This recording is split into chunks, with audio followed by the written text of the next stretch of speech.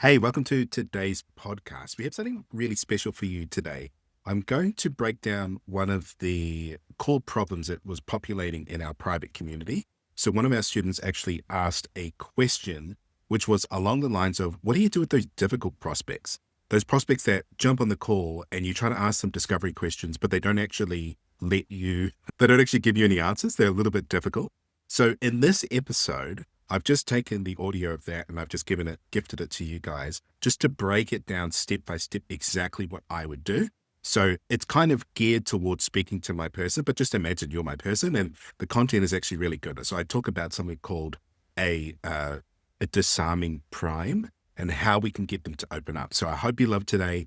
Let me know if this is something that you want to listen to more of. And hopefully you can get an idea of like a sneak peek behind the scenes, what we're actually doing in our community. But yeah, trust is super valuable. See you inside. What do we do when a prospect says that they don't have a problem? And this is actually indicative of, if you check out day 5 of the sales fast track, we talk about the 5 different buyer personalities.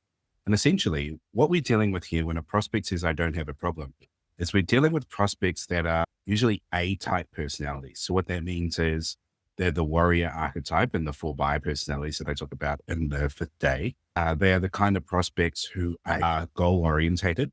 And because they are so goal orientated, they often can't see, or they often don't register problems. So you might say something, they might say something like, I want to get to this income goal. I want to get to 60, 70, $80,000 a month, or I want to triple my close rate. And we would say something along the lines of, okay, cool. And so what happens if we don't get there? Or what problems are you experiencing with your sales at the moment? I don't have any problems. This is just where I want to go. And so this pattern is someone who finds it difficult to have problem language, or if we use the cognitive dissonance model, right, the now and the future, they really struggle to be present with the now and look at the consequences of what would happen in the now, because their makeup, so their brain primarily focuses on future. So we actually have to do something that's a little bit advanced here, which is what we call a disarming prime. So if you look at the linguistic primes, we talk about how we can sort of set up questions to get our prospects to answer them the way that we want to. And so this specific example, for the prospects that are saying, I don't have any problems, what they're saying to you is, my brain doesn't want to go there. And I don't understand what problems are. And so what we want to do is we actually want to take we want to disable the part of their brain that defaults to the future or defaults to outcomes. So these people believe that there's no such thing as problems because they're going to be successful anyway. They are going to make it work. They are going to make it happen.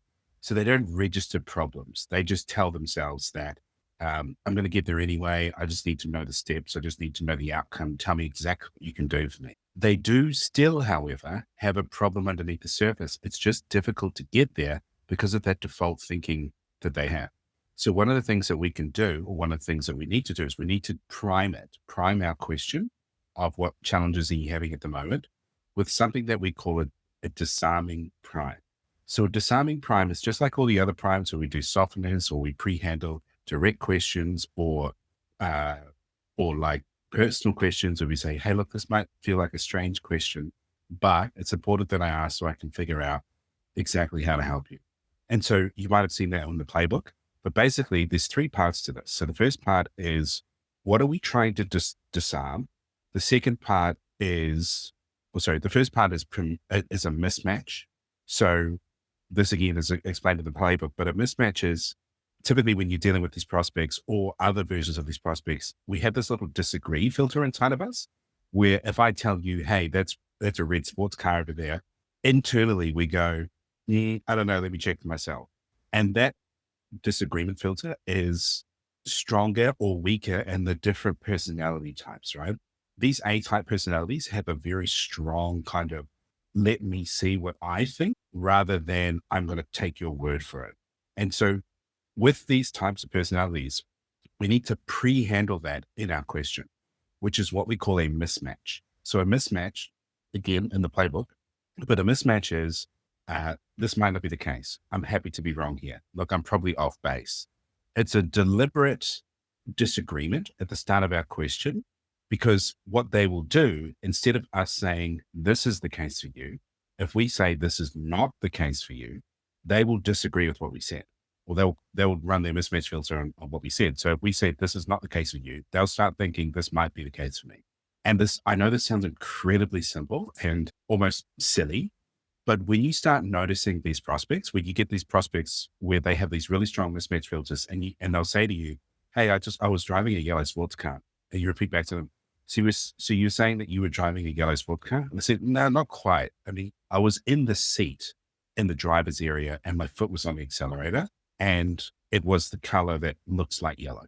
So they'll do this weird kind of thing in sales where they might say, I've been struggling with generating some leads. So you repeat back to them, okay, so what you're saying is you're struggling generating leads? No, not quite. What I meant was blah, blah, blah. And there's varying degrees of this. Some have very strong ones, some have very subtle ones. But the key idea here is just to understand what the mismatch pattern is, right? And so for these prospects, they, especially the ones that say, I don't have any problems, when you ask that, that's a sort of a indication that they have that problem, right? They have that mismatching strategy going on. So we want to take care of that in our question. So we're formulating what's called a prime here, or a disarming prime. And there's 3 parts to it. The first part is that mismatch. Look, this might not be the case. Then the second thing is we want to slot into that question the thing we're trying to prime. So what I mean by that is, so we know about this person that they don't want to answer the problem question. So, and they've said, I don't have any problems. So we are trying to get them to talk about problems. And we know they said that they didn't have any problems. So what we would say is, look, I'm happy to be wrong here because you strike me as the kind of person who's always going to get shit done, or who always solves his problems, or probably doesn't even have any problems. So we state the thing that we're trying to disarm. Another way we can do it is, you strike me as the kind of person who's really focused on their goals. I'm happy to be wrong here, mismatch. You strike me as the kind of person who always focuses on their goals. Now, if we to have a visual metaphor, I would have the cognitive dissonance model here. So on this side, we'd have the future. On this side, we'd have the past. So what we're doing with our prime is we're turning off the future by going, I'm happy to be wrong.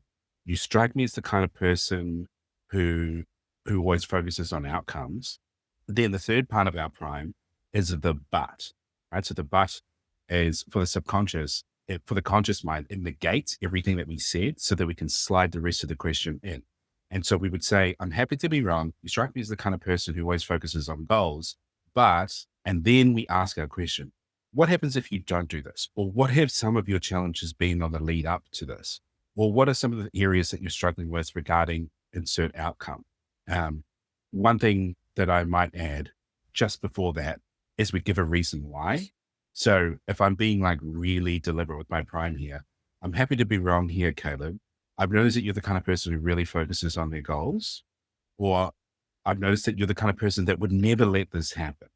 But it's important that I ask so I can best figure out how to help you. What would happen if you didn't achieve those goals?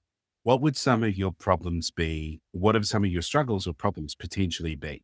So if you see we put that all together, we have all of those steps. We have the mismatch, we have the thing we're trying to prime, which is, or the thing we're trying to disable, which in this case from the cognitive dissonance model is a future-based thinker. So we can talk about problems. So happy to be wrong. You strike me as the kind of person that was going to achieve this anyway, but negate, reason why. This is important that I ask because I need to figure out how I could best help you. What are some of the challenges that you've had with your sale? And what this will do is, because we've disabled the part of their brain by pre-handling it, they won't default to the future. So this person won't tell you I don't have problems anymore. They will go into the past because we've allowed their brain to do it. We've asked them a question that satisfied their brain, that instead of defaulting to, I'm not going to tell you what's wrong, or, I don't believe in problems, or I don't have any problems, etc. We've disabled that part of their brain through the structure of this question, get them to actually answer what we need them to answer. And so the subtle nuance with these guys here is, if we're using that cognitive dissonance model, where we have the emotion and logic, emotion and logic up the top, emotion at the bottom, logic up the top, emotion at the bottom, and we're building it out. These future-based people, if you ask a prime like that, you don't need a lot of consequence to get these people to trigger that buying response. because this is such foreign territory for them, because their brain will really struggle to register your question, you A, need to make sure that your language is very tight around the question. And B, you need to give them time to think and ponder, because we've taken them and disrupted their existing thinking, and we've got them to go a layer deeper that they don't usually do. And so we call this a boundary condition. The boundary condition is when the person stops, takes a minute to think, and then answers your question, rather than they give you what is recited. So they go, oh, that's a good question.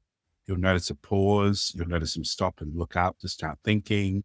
And this is how we know that our prime has landed really well, is because we've pushed them into a boundary condition. So give it time to breathe, give them time to answer the question, and then know that we don't need to hammer them. We don't need to get a ton of answers here. We just need to explore it lightly. And then we use those elaborated primes in the playbook. So tell me more. How so? How long has it been going on for? Is it affecting any other areas of your life? And how's it affecting you? To tie it back to the emotion.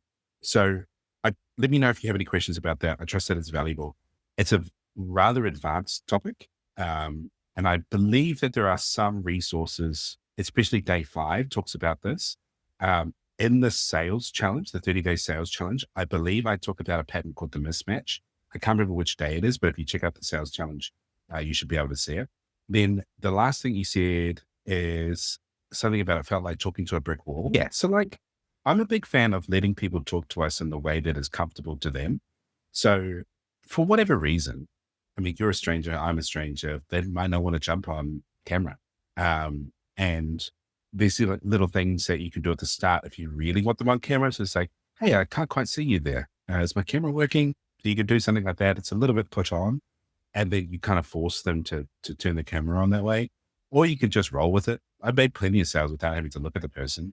I don't really think it affects the sale too much. I think what you're experiencing, the closed offness from your prospect, was a result of the resistance to the questions that you're asking. I'd say he didn't want to go into problem. So then when you were asking him other questions, he kind of felt closed off. But that's essentially because he had a specific buying archetype that was getting triggered by your questions that created a distance between you guys, which is why he felt colder than warm. So I would put it down to a rapport thing, specifically recognizing who am I selling to, what is important to them. And yeah, I trust it's valuable. Let me know if that answers your question. I did my best to fill in all the blanks with the context that I had. But thank you for the question. Keep them coming. And if I can do anything more for you, please don't hesitate to let me know.